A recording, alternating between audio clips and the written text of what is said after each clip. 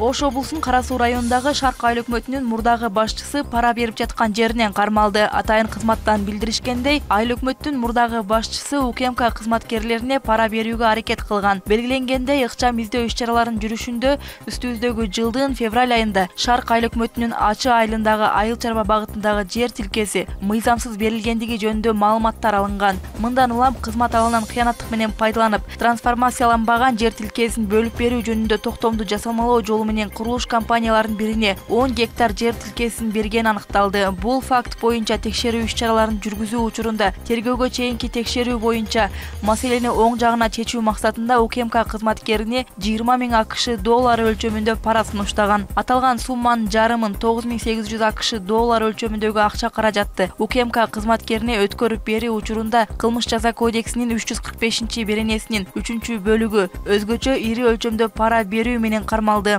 2024 жылдын 23 апрелинде Ош шаардык сотунун чечими менен УКМКнын тергөө абагына 2 айга камакка алынды.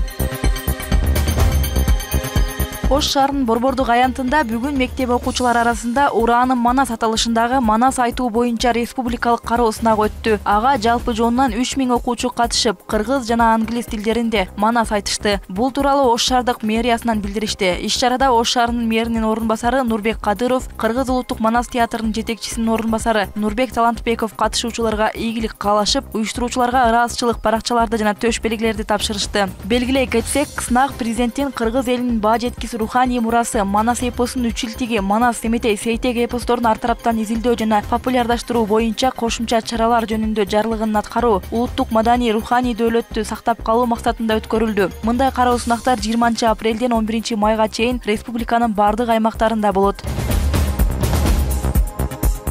Салык органдары 25-30 апрель күндөрү түн ортосуна чейин иштейт. Бул тууралуу мамлекеттик салык кызматынан билдирет. Ведомстводон билдиришкендей, иштөө убактын узартуу чечими салык декларациясын кабыл алуу боюнча натыйжалуу өнөктүктү жүргүзүү максатында кабыл алынган. Көрсөтүлгөн убакыттын ичинде салык кызматкерлери декларацияларды иш күндөрү жана дем алыш күндөрү да эртең мененки саат 9:00дөн түнкү саат 12:00га чейин кабыл алышат. Белгилей кетсек, жеке жактар декларацияны онлайн режимде салык төлөөчүнүн кабинети аркылуу же кагаз түрүндө жергиликтүү салык органдарына барып тапшырса болот. Жеке ишкерлер электрондук түрдө гана бериши керек. Эскерте кетсек, 1 майга чейин салык декларациясын төмөнкүлөр тапшырууга милдеттүү. Жеке ишкерлер анын ичинде патент менен иштегендер, менчигинде салык салынуучу мүлк жана жер участогу бар жеке жактар, юридикалык жак болуп саналбаган дыйкан жана фермердик чарбалар, мамлекеттик органдардын же жергиликтүү өз алдынча башкаруу органынын карамагында турган илимий изилдөө, чыгармачыл, окутуучулук, дарылоо, ден соолукту чыңдоо жана калкты тейлөө боюнча аткаруу тескөө функциялары менен байланышпаган башка иштерди жүзөгө ашыруучу мекемелердин, ишканалардын же уюмдардын кызматкерлери, мамлекеттик же муниципалдык кызматчы болуп саналбаган мамлекеттик үлүшү бар уюмдардын жана ишканалардын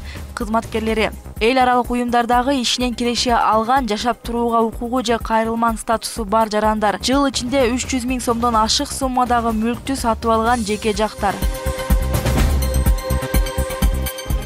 Министрлер кабинетинин төрагасы Акылбек Жапаров бир катар министрлерге өзүнүн кызматтык милдеттерин талаптагыдай аткарбагандыгы үчүн сөгүш жарыялап, бир топ жетекчини кызматынан бошотту. Бул тууралуу аткаруу кызматынын 25 апрелдеги жыйынында белгилүү болду. Маалыматка караганда, Тышкы иштер министри Жээнбек Кулбаевка эскертүү жарыяланды. Президентке караштуу инвестициялар боюнча улуттук агенттиктин директору Талантбек Имановго эскертүү берилди. Президенттин администрациясынын саясий жана экономикалык изилдөөлөр башкармалыгынын санариптик өнүктүрүү боюнча бөлүмүнүн башчысы Азамат Буржаевка эскертүү. Ал эми Чүй облусунун Кемин райондук мамлекеттик администрациясынын башчысы Аким Алайбек Жумаевди кызмат ордунан бошотту. Баткен облусунун Баткен районунун акими Жоробаевди кызмат ордунан бошотту. Чүй облусунун Кемин районунун акиминин биринчи орун басары Мурсалиевди кызмат ордунан бошотту. Баткен облусунун Лелек районунун акиминин биринчи орун басары Ташбалтаевди кызмат ордунан бошотту. Ысык көл облусунун Жети Өгүз районунун акиминин биринчи орун басары Дүйшөнбаевди кызмат ордунан бошотту. Чүй облусунун Кемин районунун акиминин орун басары Жетенбаевди кызмат ордунан бошотту. Кемин райондук мамлекеттик администрациянын аппараттын жетекчиси Алиевди кызмат ордунан бошотуу каралды. 25 апрелде өткөн жылдын жыйынтыгы боюнча президенттин администрациясынын коллегиясы өтүүдө.